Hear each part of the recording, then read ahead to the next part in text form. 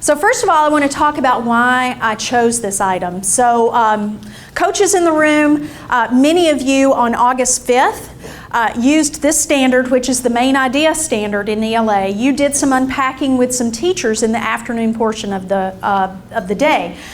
But I wanted to go back to it because honestly, when I started looking at it again after August 5th, there were so many things that I failed to consider even the first time that I unpacked this standard with my friends, with my friend Karen. And then when Kelly joined us and we started looking at it, we thought about it in some very different ways. So I want to go back to what Jenny said and what Dave said.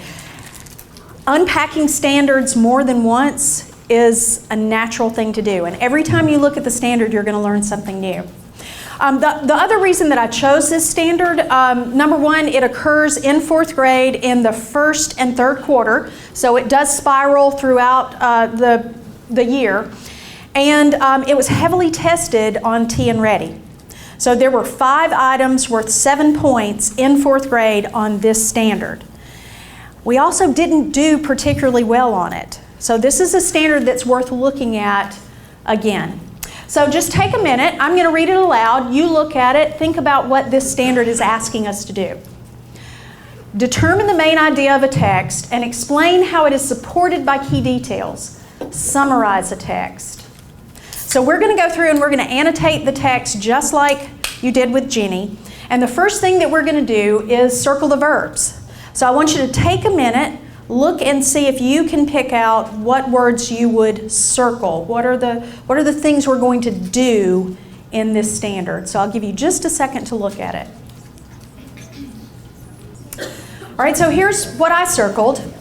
Determine, explain, and summarize. So right away I know that there are going to be, just like with the math standard, there are 3 parts to this standard. You're going to have to do 3 different things in order to really address the whole standard. So now I want you to look at what we circled and then think about what are the nouns that you're going to underline. So determine what, explain what, summarize what.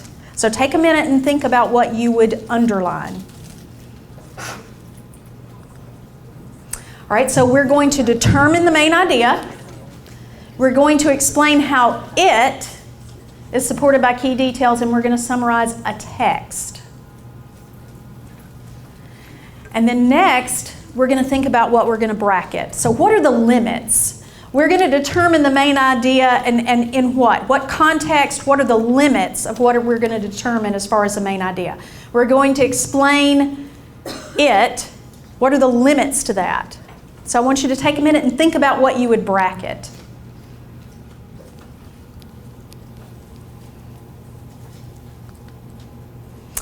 All right, so we're going to determine the main idea of a text. We're going to explain how it's supported by key details, and then we're going to summarize a text.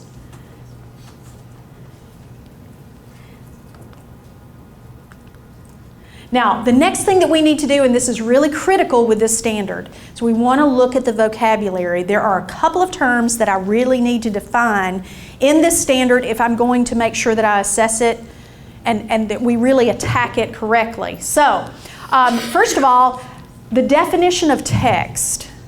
So this is 4th grade, and in 4th grade, what I know, and my friend Karen checked with the State Department just to make sure that we were doing this correctly as far as T and Ready. When you say text, this can be a portion of a text or it can be the whole text. So when you're teaching main idea, you can find the main idea of an entire passage. You can find the main idea of a big piece of text, or you can find the main idea of a very small piece, a paragraph, a section.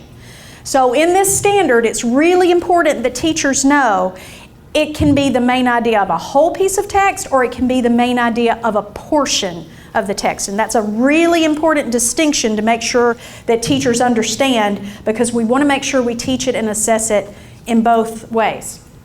The other thing is to explain how it is supported by key details. And in this standard, it is the main idea. So it's really important that everybody understand what those terms mean.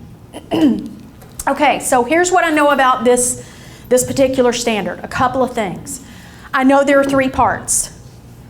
Now I'm wondering, okay, so what do I need to do in order to see if my kids are mastering this? In ELA, one thing that's really important to remember is that you never truly master a standard. You've mastered it at that lexile level with that text complexity and that topic. That's all you've done. So you can't check it off.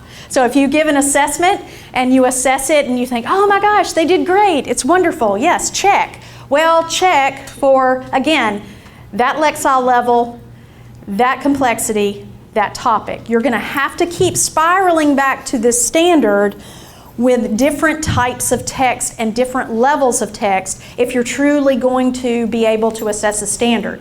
There's a lexile band for 4th grade, so in the beginning of the year I want to assess this at maybe the lower end of the band, but by the end of the year it's imperative that I do it at the upper end of the band and that I do it for all 3 parts of this standard.